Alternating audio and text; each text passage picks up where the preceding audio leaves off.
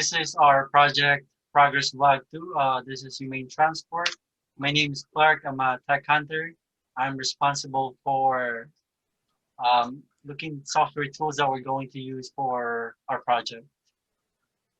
My name is Kelly. I'm Scrum Kelly. Master, and my job is to host the Scrum ceremonies and lead the team forward on the project.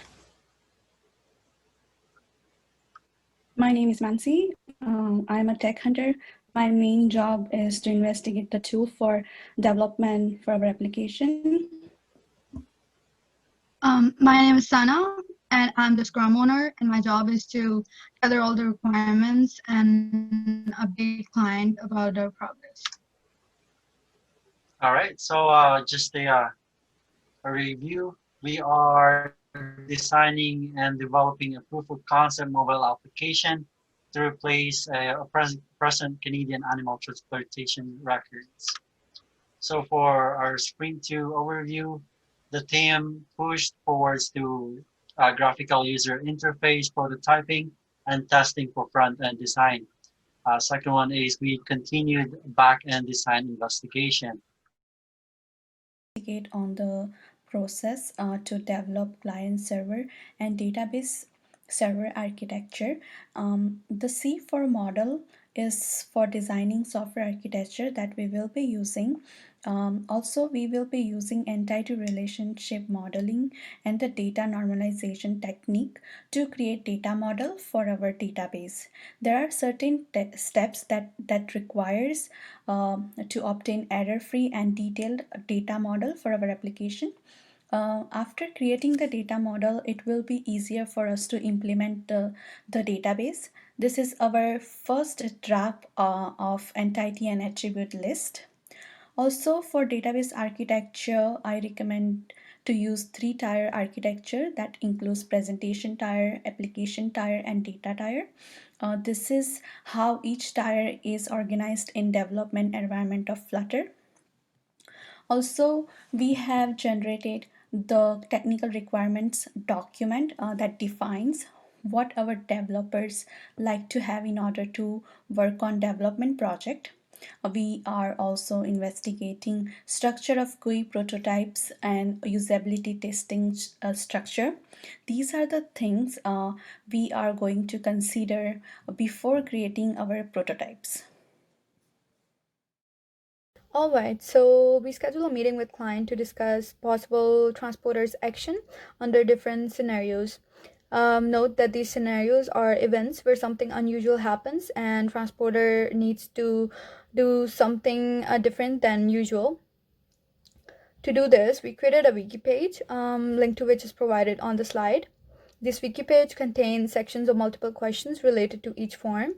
So, for example, what happens when a vehicle breaks down and a transporter needs to update an animal transport record relevant to that vehicle information? What happens if an animal escapes during the transportation? What kind of actions will it require from transporter's side? And what transporter need to record for that situation? So these kind of situations will really help us to design and adjust our application in according to these additional and exceptional cases that can occur during the transport, which further allowed us to ask some possible features that can improve our application performance, such as audio files, PDF converter, and emails. So audio files are really helpful when recording an emergency event. Instead of filling out the whole form manually, a transporter can just record his or her audio and submit that file. Similarly, emails are really useful to send out copies of forms and receipts to concerned parties. For example, receivers and inspectors might want to see a transport form and might want to see the receipts. So these features are really helpful, but again, optional at this stage. But definitely something to be considered for our future MVPs. User story maps were a way for us to emphasize and understand the kind of actions and events that would occur during animal transport. We started with epics, which were sections of the animal transport form that we found most important and covered a wide variety of events. We then split epics into steps, which were alternative events that could occur during the filling out of that particular form. We also have stories, which are the further description of that step and the actions the transporter would take in that particular event. We investigated events for the animal transport record, feed, water, and rest, contingency plan, transfer of care, and outstanding occurrences, such as when the CFIA inspector has stopped the transporter and is requesting a copy of the animal transport form. Our user story and maps were really important for us to make.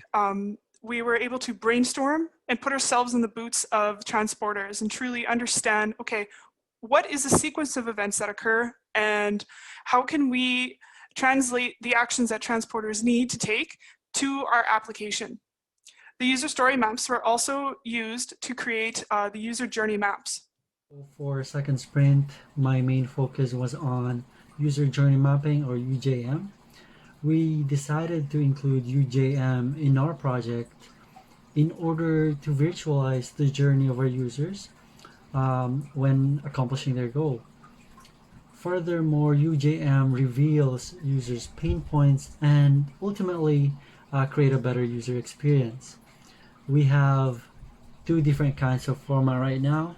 First template was provided by NN Group, and the second one is the UJM I created using Figma, which by the way is also inspired by NN Group.